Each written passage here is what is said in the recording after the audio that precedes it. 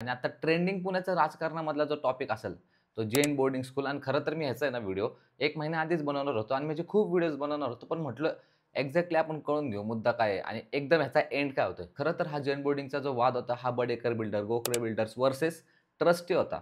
ह्याच्यामध्ये कधीच आधीपासून राजकारण नव्हतं. कारण सगळ्या लोकांना माहिती आहे आता महानगरपालिकेच्या निवडणुका आल्यात आणि अशी सेम स्टंट एक मतं फोडायचा स्टंट असतो. तो खासदारकीला पण झाला होता, पण फेल गेला होता. नंतर एंट्री झाली दंगेकरांची. त्यांचा असा आरोप होता, की याच्यामध्ये मुरलीधर मोहोळ, बँकेचे कर्मचारी, सगळे ट्रस्टी, बिल्डर सगळे याच्यामध्ये सामील आहेत आणि हे 260 करोडचा घोटाळा करतात आहे. तर सरळ त्यांचं म्हणणं होतं आणि त्यांचा टार्गेट होता, की बीजेपी आणि त्यांचे लीडर. एक इन्सिडेंट सांगाल जिथं तुम्हाला पण काहीतरी शिकायला भेटेल, की आधी कुठं पण आपण जातो, एक नॉलेज घेऊन जायला पाहिजे. जेव्हा मुरली अण्णा जैन बोर्डिंगचे इथं पूर्ण मीटिंग वगैरे झाली त्यांची आणि ते निघाले. तर पत्रकार संघ एक संवाद साधायचा होता आणि तिथूनच 3-4 लोकं आले आणि कालवा करायला लागली. 3-4 लोकांमध्ये एक बाई होती, तर ती म्हटली, "आम्हाला आमचा हक्क द्या." तर मुरली अण्णा तेच म्हटले, की "आपण एकदा तरी पण बिल्डर संघ बोलू." तर ती म्हटली, "नाही तुम्ही." तर ते म्हटले, "मी तर व्यवहार नाही केला." तर ते म्हटले, "नाही तुम्हीच केला." मित्रांनो, ह्याच्यामध्ये राजकारण कधीच नव्हतं. त्यांच्याकडे म्हणजे प्रूफच नाहीये काय, की नाही का आम्ही व्यवहार केला. म्हणजे त्या बाईला नॉलेजच नव्हतं काय आणि तरी पण ती असे खोटे आरोप टाकले. तिथल्या लोकांनी तिला शांत बसवलं, की "अरे हिला काय माहिती आहे का नाही?"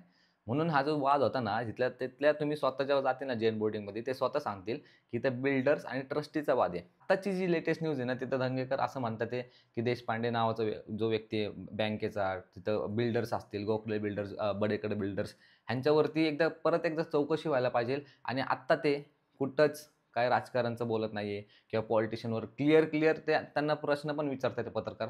तुम्ही स्वतः जाऊन व्हिडिओ बघा मीडियावरती. मित्रांनो, मी काय नाही म्हणणार, तुम्ही हा जो वाद आहे ना, हा स्टार्टिंगपासून जे न्यूज वगैरे लोकांनी टाकल्यात ते, त्यांचे स्टेटमेंट आणि आत्ताचे स्टेटमेंट बघा तुम्ही, किती फरक आहे. त्यांना माहिती असून सुद्धा, की हा जो स्टंट आहे, तो खासदारकीला पण फेल गेला होता आणि ह्यावेळेस पण फेल जाणार आहे.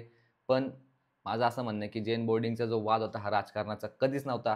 हा एक वैयक्तिक वाद होता. जेवढे पण लोकं जैन बोर्डिंगचं राजकारण करत होते ना, त्यांचं शेवटचं स्टेटमेंट जैन बोर्डिंगचं नव्हतंच. त्यांनी शेवटी एक पत्र लिहिलंय मोदींना, फडणवीसांना, की ह्यांचं जे मंत्रिपद आहे ते रद्द करा, ह्यांना राजीनामा द्यायला लावा. म्हणजे कळतंय का तुम्हाला? एंड टार्गेट तोच होता ह्यांचा शेवटचा.